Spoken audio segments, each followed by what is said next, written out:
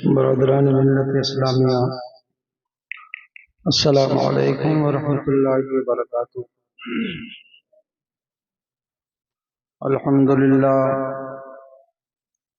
अल्हम्दुलिल्लाहि रब्बिल आलमीन, अस्सलातु वस्सलामु अला सय्यिदिल अंबिया'i वल मुरसलीन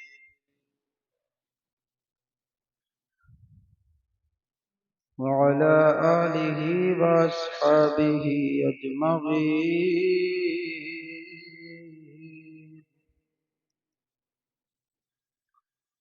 अम्मा बअद फ़अऊज़ु बिल्लाहि मिनश शैतानिर रजीम। बिस्मिल्लाहिर रहमानिर रहीम। इन्न अक्रमकुम इंदल्लाहि अत्क़ाकुम। आमन्तु बिल्लाहि सदक़ल्लाहुल अज़ीम।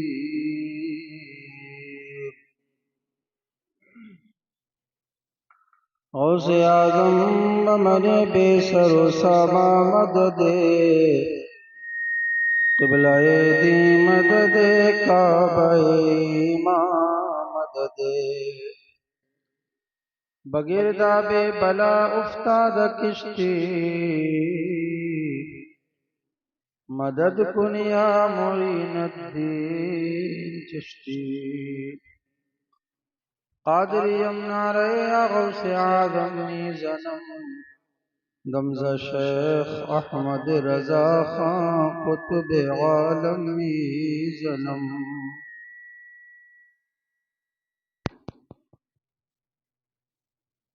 हज़रात, सबसे पहले हमारी और सारी कायनात की मरकज़ अक़ीदत अनीस बेकसा खातिम पैगम्बरा अल्लाह के हबीब अहमद मुज्तबा जनाब मोहम्मद मुस्तफ़ा सल्लल्लाहु अलैहि वसल्लम की बारगाह में एक मर्तबा हदिया दरूद पाक पेश किया जाए। अल्लाहुम्मा सल्लि अला सय्यदिना व मौलाना मुहम्मदिन मअदनिल जूद वल करम व आलिहि व बारिक वसल्लम। सलातुन व सलामुन अलैका या रसूलल्लाह, या नबी अल्लाह, या हबीब अल्लाह सल्लल्लाहु तआला अलैहि वसल्लम। आज दुनिया के अंदर हर इंसान बड़ा बनने की कोशिश करता है, बड़ा दिखने की कोशिश करता है।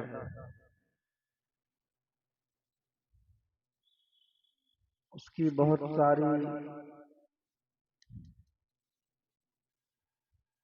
सारे तरीके हैं।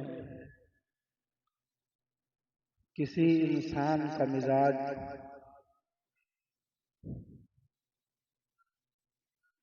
ये है कि दुनिया के अंदर वो दौलत की बुनियाद पर बड़ा बनना चाहता है, तो वो दौलत कमाने में कोशिश करता है। एक इंसान का मिजाज ये है कि समाज में मैं इक़्तिदार की बुनियाद पर बड़ा माना जाऊं, तो वह इंसान इक़्तिदार को पाने की मुकम्मल कोशिश करता है। एक इंसान का मिजाज ये है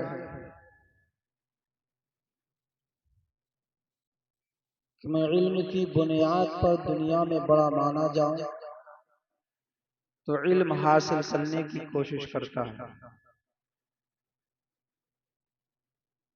एक इंसान का मिजाज ये है कि मैं तिजारत की बुनियाद पर दुनिया में बड़ा माना जाऊं,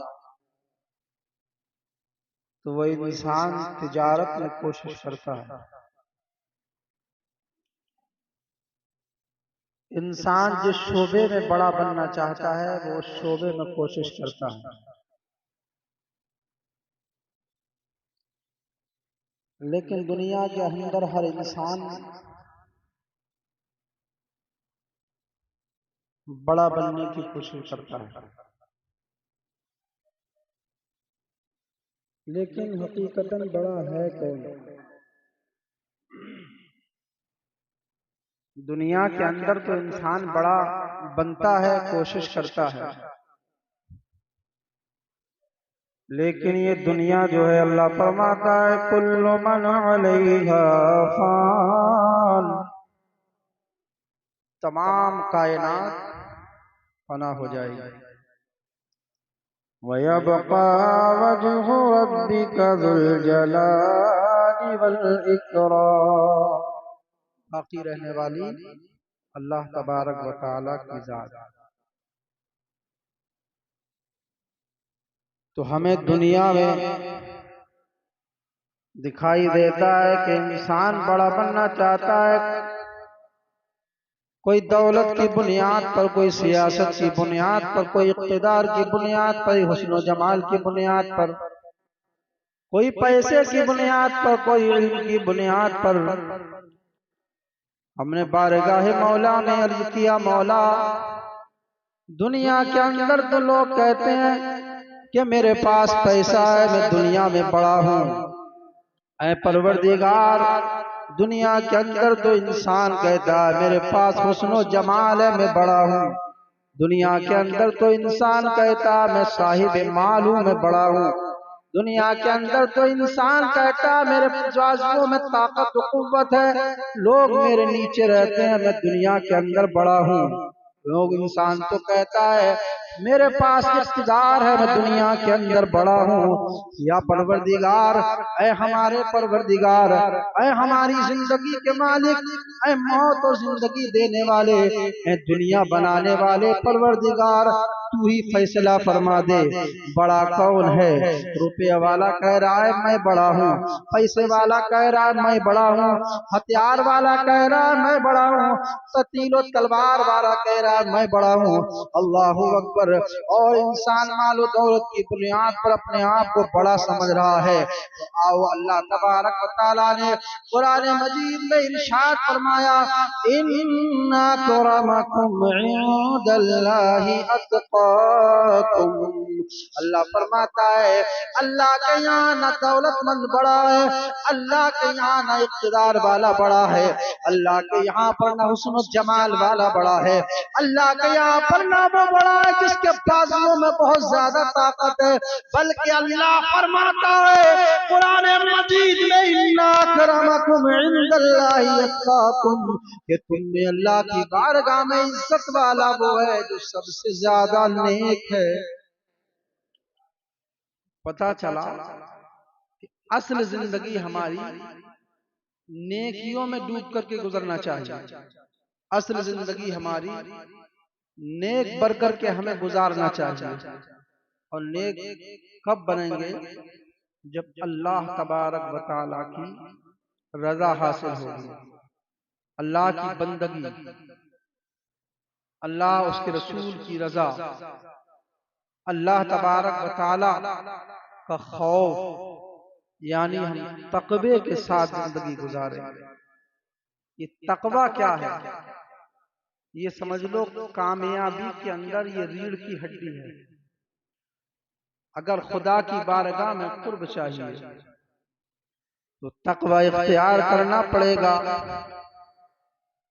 तकवा वो है जो अल्लाह तबारक व तआला का कुर्ब अता फरमाता है। तकवा वो है जो अल्लाह तबारक व तआला की रहमतें नाजिल फरमाता है।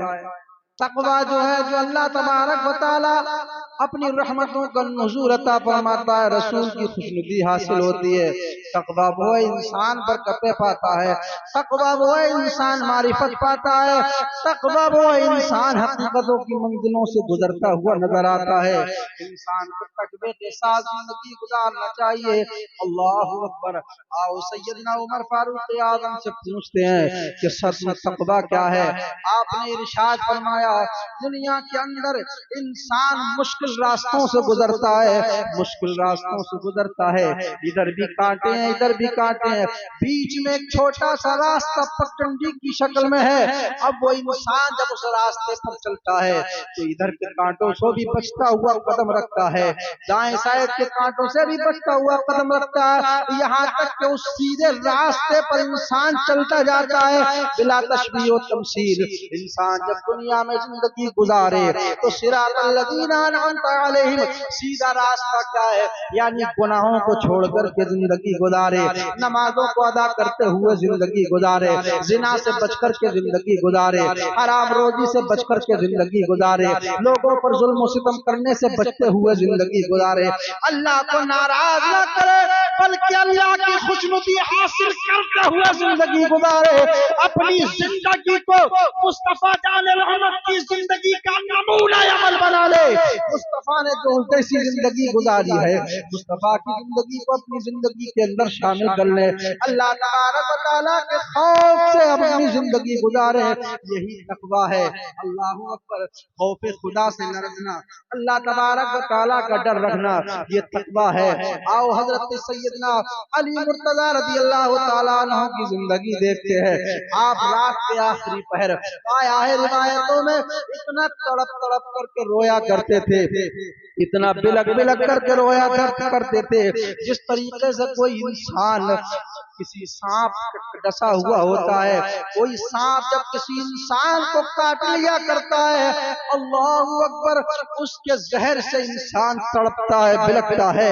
सैयदना अली मुर्तजा रज़ी अल्लाह तआला अन्हु रात के आखिरी पर इस तरीके से रोते थे कि बिलकते थे, सिसकते थे खौफ खुदा से, और ऐसा लगता था कि इनकी रूह ही जिस्म से परवाज कर जाएगी। ये है तकवा, यानी अल्लाह के खौफ से डर कर के जिंदगी गुजारना, अल्लाह तबारक व तआला के खौफ से रो कर के जिंदगी गुजारना।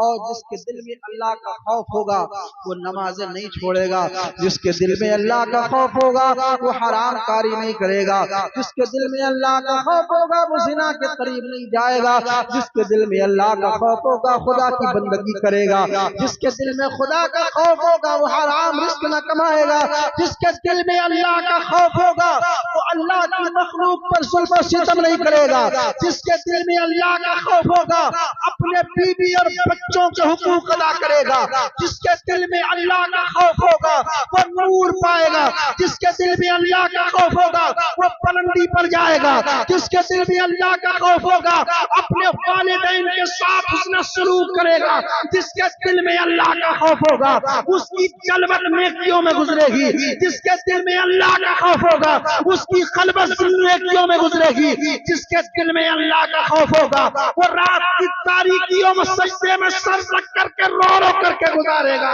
जिसके दिल में अल्लाह का खौफ होगा जिनके उजाले में गुनाहों से बचता हुआ नजर आएगा, जिसके दिल में अल्लाह का खौफ होगा वो रब की रज़ा में साबिर और शाकिर होकर के जिंदगी गुजारेगा। गुनाहों से बच करके जिंदगी गुजारना ये खुदा का खौफ है, और असल तकवे की जान जो है वो खौफ खुदा है। आज हम जुमा नमाज पढ़ लें तो सोचते हैं हम यकीनन जन्नती हैं, 5 वक्त की नमाज पढ़ ली हमने, सोचते हैं यकीनन जन्नती हैं। अरे हमारी क्या औकात, हम उम्मीद कर सकते हैं, उम्मीद करें, रब से उम्मीद लगाएं कि हम जन्नती है, लेकिन गारंटी के साथ कोई इंसान ये नहीं कह सकता हम जन्नती हैं। जो गारंटी के साथ कहता है कि हम जन्नती हैं वो धोखे में है। वो सहाबाए किराम जिनको अल्लाह और उसके रसूल ने बिशारत दी कि मोमिनीन की जानों के बदले में, जानों को, उनके माल को अल्लाह रब्बुल इज्जत ने जन्नत के बदले खरीद लिया।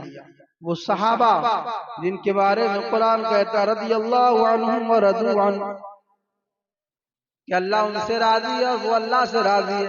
ज़ालिका लिमन खशिया रब्बह, और वो अल्लाह का खौफ रखते हैं। खौफ खुदा इंसान को कामयाबी की तरफ लेकर के जाता है। जितने भी औलिया किराम हैं सबके अंदर खौफ खुदा है और साहिब तकवा है। कुरान कहता है इन औलियाउहु इल्लल मुत्तकून, कि जो अल्लाह के वली हैं वो साहिब तकवा है। यानी साहिब तकवा अल्लाह का खौफ रखने वाले ही अल्लाह के वली हैं।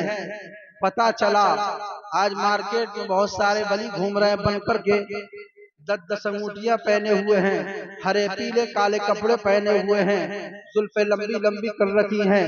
नमाजों का वक्त आता है बेहोश हो जाते हैं, खाने का वक्त आता है मियाँ को होश आ जाता है। पूछा जाता है नमाज, कहते हैं कि मैं मक्के में पढ़ लेता हूँ, मैं मदीने में पढ़ लेता हूँ, बैतुल मुक़द्दस में पढ़ लेता हूँ।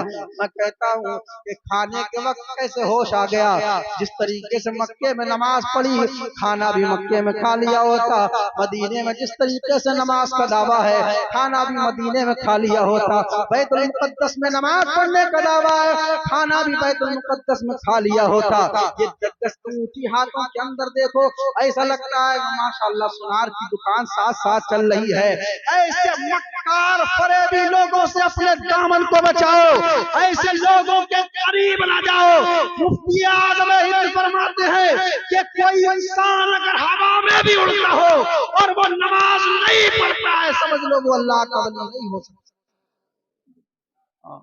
शरीयत का पाबंद, चाहे करामत जाहिर हो उससे ना हो, समझ लो वो अल्लाह का वली है। वो जो जितना शरीयत पर पाबंदी के साथ अमल करेगा, समझ लो वो उतना ही बड़ा अल्लाह का वली है। मुफ्ती आज़म हिंद रहमान की बारगाह में एक शख्स मुरीद होने के लिए आया, अर्ज करने लगा मैं आपसे कोई करामत देखना चाहता हूँ। इतने दिन हो गए आपके पास रहते हुए, कोई करामत मैंने आपकी नहीं देखी है। मैं आया तो आपसे बैत होने के लिए था। आपने फरमाया ये बता जिस दिन से तू आया है कोई मेरी नमाज कज़ा हुई है? तो कहा मेरी आपकी कोई नमाज कज़ा नहीं हुई। आपने फरमाया इससे बड़ी करामत और क्या चाहिए? पता चला करामत क्या है कि जो शरीयत पर अमल करता है वही सबसे बड़ी करामत। सैयदना उमर फारूक आज़म रज़ियल्लाहु ताला अन्हु का तकवा, आप जब शाम को अपने बिस्तर पर पहुंचते थे तो इब्ने उमर फरमाते हैं कि आपके बिस्तर के नीचे एक कोड़ा रहता था, आप रात को निकालते थे और निकाल करके अपने पैरों पर मारते थे, अपने पीठ पर मारते थे। फरमाते थे ए उमर, आज तूने कितनी अल्लाह की नाफरमानी की है, जरा अपनी जिंदगी का मुहासिबा कर। मैं कहता हूँ वो तो जन्नती थे और उनके सदक़े में दूसरे लोग भी जन्नती हैं, लेकिन उनका तकवा देखिए, अल्लाह से डरने का अंदाज देखिए, खौफ खुदा के साथ जिंदगी गुजारने का मामला देखिए। आज हम जुमा नमाज पढ़ने अपने आप को जन्नत का ठेकेदार, दीन का ठेकेदार, मस्जिदों मदरसों का ठेकेदार समझने लगते हैं। अल्लाहु अकबर। वो सैयदना उमर फारूक आज़म के नबियों के बाद सबसे बड़ा मर्तबा हजरत अबू बकर सिद्दीक का है, उसके बाद दूसरे नंबर पर हजरत उमर फारूक आज़म है। आपको जब कत्ल कर दिया गया, आपको जब शहीद कर दिया गया, तो आपने पूछा, लोगों ने उसको पकड़ना चाहा, आपने फरमाया रहने दो। क्या ये बताओ मेरा कत्ल करने वाला कोई मुसलमान तो नहीं है? कहा नहीं, अल्लाह का शुक्र है आपका कत्ल करने वाला कोई मुसलमान नहीं है। अल्लाहु अकबर। यहाँ पर सैयदना उमर फारूक आज़म खुश होते हैं किस बात से कि उमर फारूक आज़म के कत्ल करने वाला कोई मुसलमान नहीं है। यानी वो मुसलमानों को मुसीबत में देख के परेशान होते थे, वो मुसलमानों को मुसीबत में देख करके गमज़दा हुआ करते थे। आज हम अपनी जिंदगी का मुहासिबा करें, किसी इंसान के कारोबार में घाटा हो गया, इंसान खुश होता अच्छा हुआ। किसी इंसान का एक्सीडेंट हो गया, हसद में इंसान कहता अच्छा हुआ। कोई इंसान बीमार पड़ गया, इंसान कहता है अच्छा हुआ। हुआ, कोई इंसान को और कोई नुकसान हो गया, इंसान कहता अच्छा हुआ। ये फिक्र तुम कहां से लेकर के आए हो? जो अपने मोमिन भाई को देख करके खुश न हो और अपने मोमिन भाई को आराम में देखना गवारा न करे, उस कौम के अच्छे दिन कभी आ नहीं सकते। सैयदना उमर फारूक आजम ने वक्त मौत का इरशाद फरमाया था, ऐसा मुसलमानों, अल्लाह का शुक्र है कि उमर फारूक आजम का कत्ल करने वाला, उनको शहीद करने वाला कोई मुसलमान नहीं। इससे पता चला कि मुसलमानों की खैर ख्वाही करना चाहिए, मुसलमानों के अच्छे हाल को देख करके खुश होना चाहिए, मुसलमानों के उरूज को देख करके खुश होना चाहिए, मुसलमानों की बुलंदी को देख करके खुश होना चाहिए, मुसलमानों के इक़्तिदार को देख करके खुश होना चाहिए। हसद करना बंद करो, ये हसद जो है तकवा को खा जाएगा, ये इबादतों को खा जाएगा, ये ईमान को खा जाएगा। इस तरीके से हसद जो है, जिस तरीके से लकड़ी को आग खा जाया करती है, हसद ईमान को खा जाया करता है। अल्लाह अकबर। आओ मैं आपको तकवे के ताल्लुक से कुछ और बातें बताता हुआ चलता हूँ। मेरे हुजूर ने जब आखिरी हज फरमाया था तो कुछ वायदा लिया था सहाबाए किराम से, क्या वायदा लिया था? हुज्जतुल वदा का मौका था। अल्लाह के रसूल ने 1,24,000 कमोबेश सहाबाए किराम का मजमा था। हुजूर ने अपनी सवारी से खुतबा दिया था और इरशाद फरमाया था, ऐ मेरे सहाबा, आज कुछ बातें वो हैं जिनकी जमानत मैं तुमसे लेना चाहता हूँ और कुछ बातें वो हैं जिनकी जमानत मैं तुमको देना चाहता हूँ। सहाबाए किराम ने अर्ज़ किया, या रसूल अल्लाह, वो कौन सी बात है जिसकी जमानत आप हमसे लेंगे और वो कौन सी बात है जिसकी जमानत आप हमको देंगे? अल्लाह के हबीब ने इरशाद फरमाया, आज मैंने तमाम अय्याम में जाहिलियत के रस्मों को अपने कदमों के तले रौंद करके रख दिया है। ऐ मेरे साहबा, मैंने तुमको खुदा का दीन पहुंचाया, मैंने खुदा का कलमा पहुंचाया, मैंने खुदा की लाई हुई नमाज पहुंचा दी और अल्लाह के जो पैगाम थे, वो पैगामात थे, वो तुम तक पहुंचा दिए। अल्लाह के आकाम इस्लाम की तालीम तुम तक पहुंचा दी। अल्लाह के हबीब ने इरशाद फरमाया, है मेरे साहबा, तुम मुझसे वादा करो कि मेरे बाद अल्लाह की जात में तुम किसी को शरीक तो नहीं ठहराओगे। सहाबाए किराम ने वादा किया, या रसूल अल्लाह, हम आपसे वादा कर रहे हैं कि आपके बाद हम अल्लाह की जात में किसी को शरीक नहीं ठहराएंगे। अल्लाह को समझ। उसके बाद हुजूर ने इरशाद फरमाया, मुझसे वादा करो कि नमाज को नमाज के वक्तों में अदा करते रहोगे। सहाबाए किराम ने अर्ज किया, या रसूल अल्लाह, हम आपसे वादा कर रहे हैं कि पंजगाला नमाजों को नमाज के वक्तों में अदा करते रहेंगे। अल्लाह के हबीब ने इरशाद फरमाया, मैं तुम्हें तुम्हारी औलाद, बीवी और बच्चों के ताल्लुक से डराता हूँ, तुम्हारे अहलो अयाल के ताल्लुक से मामले में डराता हूँ। मुझसे वादा करो कि तुम अपनी बीवियों पर जुल्म नहीं करोगे। अल्लाह के रसूल की बारगाह में अर्ज किया गया, या रसूल अल्लाह, हम अपनी बीवियों पर जुल्म नहीं करेंगे। अल्लाह के हबीब ने इरशाद फरमाया, अपने बच्चों के साथ जुल्म सितम की कहानी तमाम नहीं करोगे, उनकी परवरिश करोगे। सहाबाए किराम ने वादा किया, अपने बच्चों के साथ शफ़क़त और मोहब्बत के साथ पेश आएंगे। अल्लाहु अकबर। और भी बहुत सारे वादे हुजूर ने लिए, सहाबाए किराम ने वादे किए। अल्लाहु अकबर। उसके बाद इरशाद फरमाया था, ऐ मेरे सहाबा, आज मैंने तमाम अय्याम जाहिलियत के नस्लों को अपने कदमों के तले रौंद कर रख दिया है। आज किसी गोरे को किसी काले पर और किसी काले को किसी गोरे पर, किसी अरबी को किसी अजमी पर और किसी अजमी को किसी गोरे पर, किसी अमीर को किसी गरीब पर कोई फौकियत नहीं है, बल्कि तुम पे अल्लाह की बारगाह में बड़ा वो है सबसे ज्यादा नहीं। उस मौके पर आका ने इरशाद फरमाया था, आज जो सहाबाए किराम से वादा कर रहे हुजूर, जरा हम अब करबला के मैदान में चलते हैं। करबला के मैदान में अल्लाह अकबर मामला क्या था? क्या यजीद ने कुरान का इनकार कर दिया था? नहीं। क्या यजीद ने नमाज का इनकार कर दिया था? नहीं। क्या यजीद ने कलमे का इनकार कर दिया था? नहीं। अल्लाह अकबर। बल्कि हजरत इमाम हुसैन इरशाद फरमाते हैं, ऐ लोगों, मैंने सुना है कि यजीद नमाज़ें छोड़ देता है, मैंने सुना है यजीद शराब पीता है, मैंने सुना यजीद जानी है, मैंने सुना यजीद इस्लाम के खिलाफ काम करता है। अल्लाह अकबर। इतनी बड़ी सल्तनत के सामने इमाम हुसैन को हिमालय बनकर खड़े हो जाते हैं, आलम बगावत बुलंद करते हैं और तमाम सहाबाए किराम से अरफात के मैदान में जो हुजूर ने वादा लिया था, तमाम सहाबाए किराम का वादा आज अगर करबला की सरजमीन पर यजीद के हाथ पर हाथ दे देते इमाम हुसैन, तो बताओ सहाबाए किराम ने जो वादा किया था हुजूर से, वो तमाम सहाबा का वादा टूटता कि नहीं टूटता? तमाम सहाबा का वादा अरफात के मैदान का, करबला के मैदान में अगर कोई अदा कर रहा है तो नबी का नवासा अदा कर रहा है, वो इमाम हुसैन की जात अदा कर रही है। अल्लाहू अकबर। और आओ तकवा जब इंसान इख्तियार करता है तो उसकी बरकतें क्या हुआ करती है। इंसान जब तकवे में जिंदगी गुजारता है तो किस तरीके से उरूज और बुलंदी पाया करता है। जब तकवे में डूबकर इंसान जिंदगी गुजारता है, जब तकवे के साथ इंसान जिंदगी गुजारता है, तो आओ मैं आपको बताता हुआ चलता हूँ कि तकवा क्या है और तकवे से इंसान को किस तरीके से तकवियत हासिल हुआ करती है।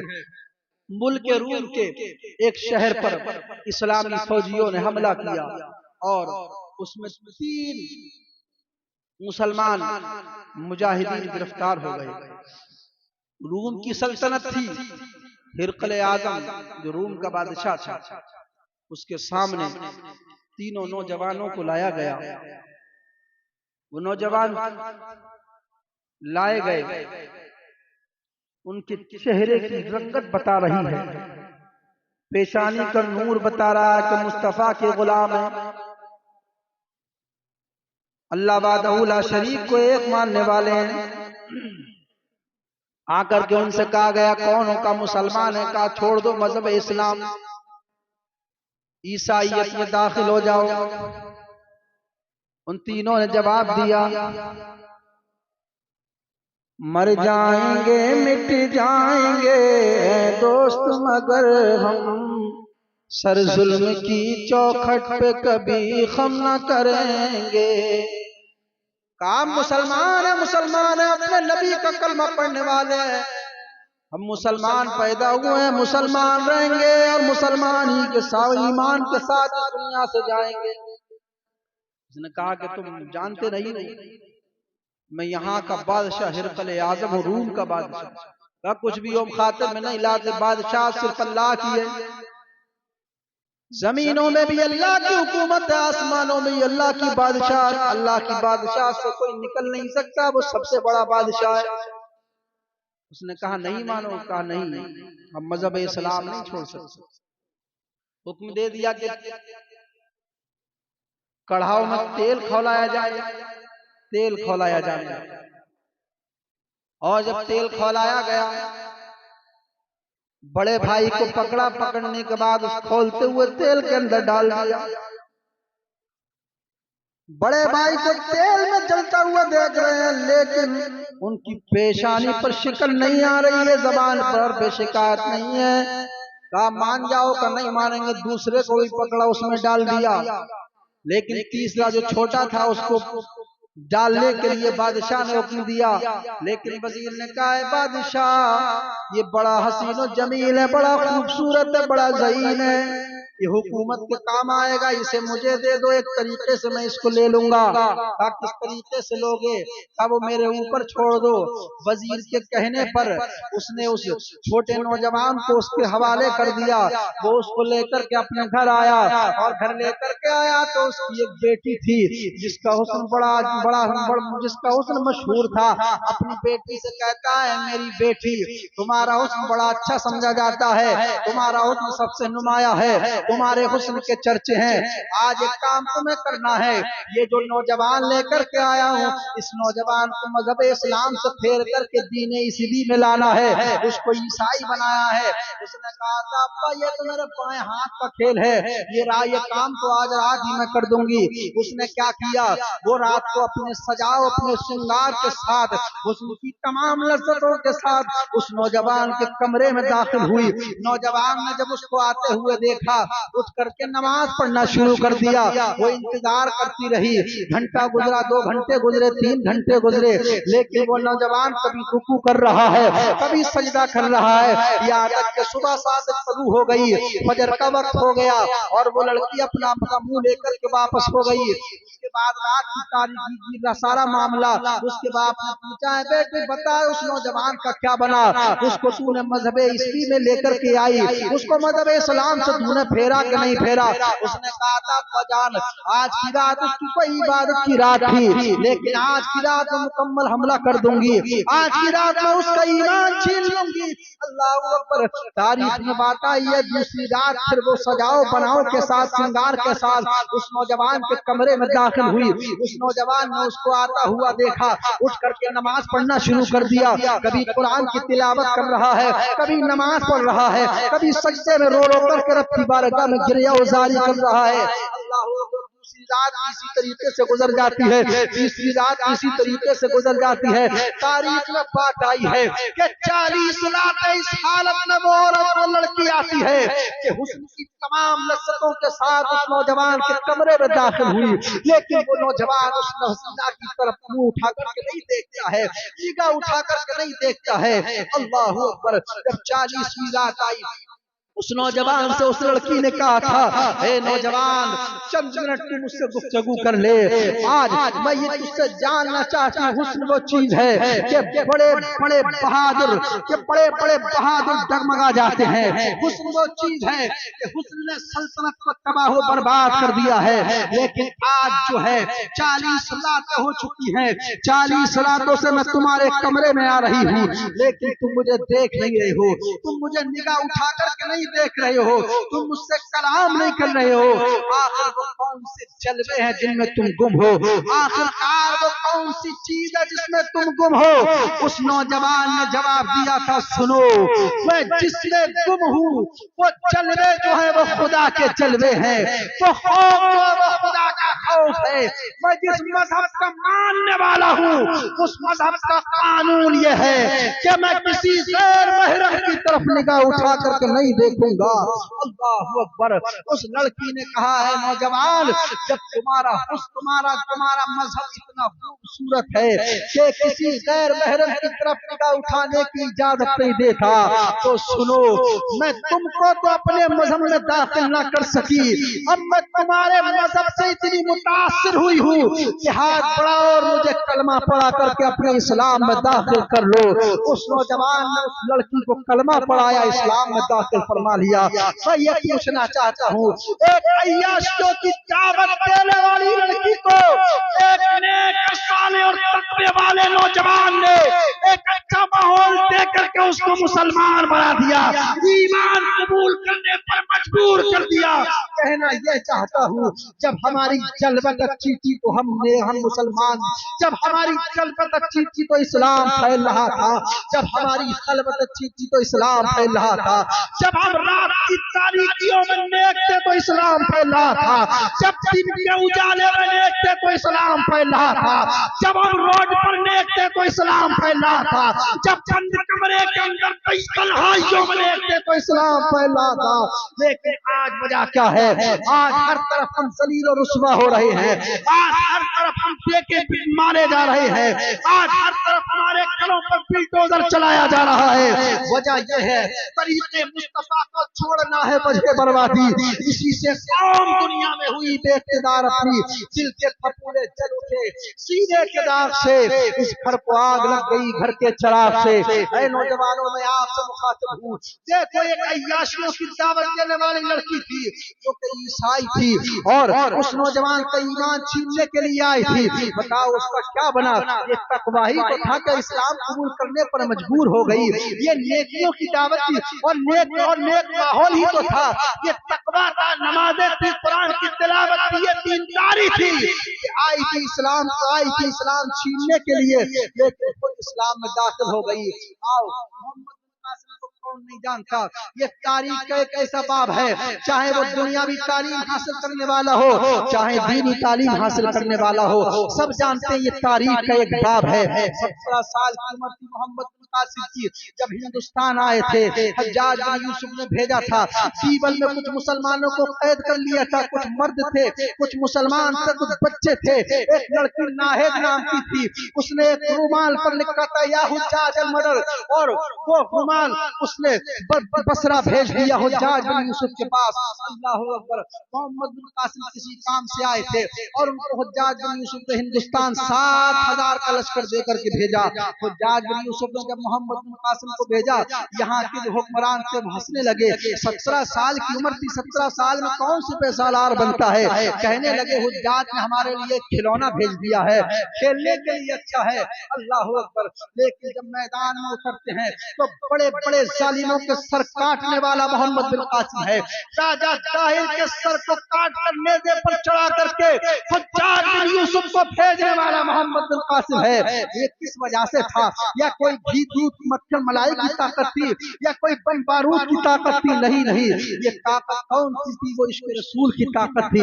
ये ताकत कौन सी थी? वो तकवा की ताकत थी। मोहम्मद बिन कासिम ने सिंध के मैदान में पड़ाव डाल दिया, और सिंध में जब पड़ाव डाला तो लोग एक कासिद आता है। कासिद क्या था? उसने कहा था, ए लोगों तुम्हारा सिपह सालार कहाँ है? कहा हमारा सिपह सालार खैमे के अंदर है। कहा कहो मैं कासिद हूँ, मैं पैगाम लेकर के आया हूँ। अल्लाह अकबर। जब एक सिपाही खैमे के अंदर दाखिल हुआ तो देखा मोहम्मद बिन कासिम एक किताब खोले हुए हैं और उनकी आंखों से आंसू जारी है। आगे बढ़कर के देखा तो वो किताब कौन सी थी? वो किताब किताब इलाही थी, वो किताब कुरान मजीद थी, वो कलामुल्लाह था, वो किताब कुरान मजीद थी, वो किताब अल्लाह के रसूल पर नाज़िल होने वाली आसमानी किताबों में सबसे अफजल किताब थी।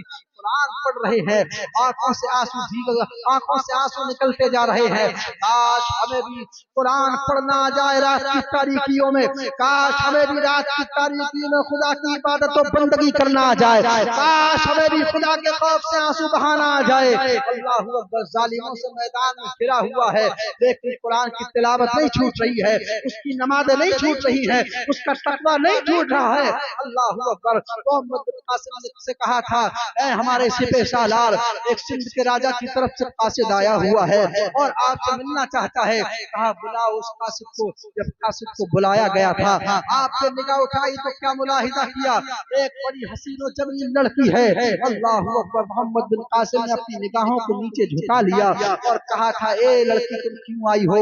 सुनो, बताओ तुम क्यों आई हो? कहा सुनो मैं कासिद हूँ, और कासिद को कोई इंसान मार नहीं सकता है, खास तौर से जिसके पास पैगाम लेकर के जाए वो उसको कत्ल नहीं कर सकता है। ये जंगी उसूल है। अल्लाह अकबर। कहा क्यों आई हो? कहा ए मोहम्मद बिन कासिम, ए इस्लामी लश्कर के सिपह सालार, सुनो मैं सिंध की वो कन्या हूँ, न जाने कितने राजपूत मेरे कदमों में कुर्बान होने के लिए तैयार है, मेरे हुस्न को देख करके अपनी जिंदगी हथेली पर लिए फिरते हैं, मेरे साथ जीवन बिताने के लिए तैयार है। लेकिन इस्लामी लश्कर के सिपह सालार सुनो, मैं उन तमाम राजपूतों को छोड़ने के बाद मैं तुम्हारे कदमों में अपना जीवन बिताने के लिए तैयार हूँ, इस शर्त पर कि हमारे माबूदों को बुरा ना कहा जाए, हमारे खिलाफ तलवार ना उठाई जाए। मोहम्मद बिन कासिम ने कहा, तो सुन तू गैर महरम लड़की है, अगर ऐसी का कत्ल इस्लाम में जायज होता तो मैं तेरी गर्दन उड़ा देता। आपने फरमाया था हटा दो इस कास्ता को जो कास्ता बन करके आई है। वो लड़की तो चली जाती है, न मुड़ करके बेदर्द कातिल ने देखा, तड़पते रहे रिमोजा कैसे कैसे। मोहम्मद बिन कासिम ने एक नजर अपने नौजवान मुजाहिदीन की तरफ डाली और इरशाद फरमाया था, ऐ नौजवानों तुम हसीना को देखने की बात करते हो, सुनो कुरान का हुस्न तुम्हारे लिए काफी है, नमाज का हुस्न तुम्हारे लिए काफी है, अज़ान का हुस्न तुम्हारे लिए काफी है, गुंबदे खज़रा का हुस्न तुम्हारे लिए काफी है, इस्लाम का हुस्न खूबसूरती तुम्हारे लिए काफी है। बताने का मकसद ये है, जब हम तक़वे के साथ जिंदगी गुजार रहे थे तो लोग इस्लाम कबूल कर रहे थे, जब तक़वे के साथ जिंदगी गुजार रहे थे अल्लाह हमें फतो कामरानी अता फरमा रहा था। जब हम इस्लाम कबूल कर रहे थे तो कभी बैतुल मुक़द्दस पर अपना झंडा गाड़ रहे थे, कभी मुल्क हिंदुस्तान पर अपना झंडा गाड़ रहे थे, कभी दूसरे ममालिक पर अपना झंडा गाड़ रहे थे। बताने का मकसद ये है, कामयाबी अगर चाहिए तो तकवे के साथ जिंदगी गुजारो, कामरानी अगर चाहिए तकवे के साथ जिंदगी गुजारो, दौलत अगर चाहिए तकवे के साथ जिंदगी गुजारो, बरकत अगर चाहिए तकवे के साथ जिंदगी गुजारो, इख्तियार अगर चाहिए तकवे के साथ जिंदगी गुजारो। अगर कामयाबी और कामरानी सब करार होना चाहते हो तो तकवा इख्तियार कर लो, दुनिया में भी कामयाब हो जाओगे, आखिरत में भी कामयाब हो जाओगे। अल्लाह की बारगाह में अगर कोई बनना चाहता है तो वो तकवा इख्तियार करे, वो नेकी इख्तियार करे, खौफ खुदा के साथ जिंदगी गुजारे, अपनी जिंदगी को नेकियों में डूब करके गुजारे। इंशाअल्लाह वो दुनिया में भी कामयाब हो जाएगा, आखिरत में भी कामयाब हो जाएगा। अस्तगफिरुल्लाह रब्बी मिन कुल्ली ज़ंबिन व अतूबु इलैह। कलमा तय्यबा पढ़ लीजिए, ला इलाहा इल्लल्लाहु मुहम्मदुर रसूलुल्लाह व आखिरु दावाना अनिल हम्दुलिल्लाह।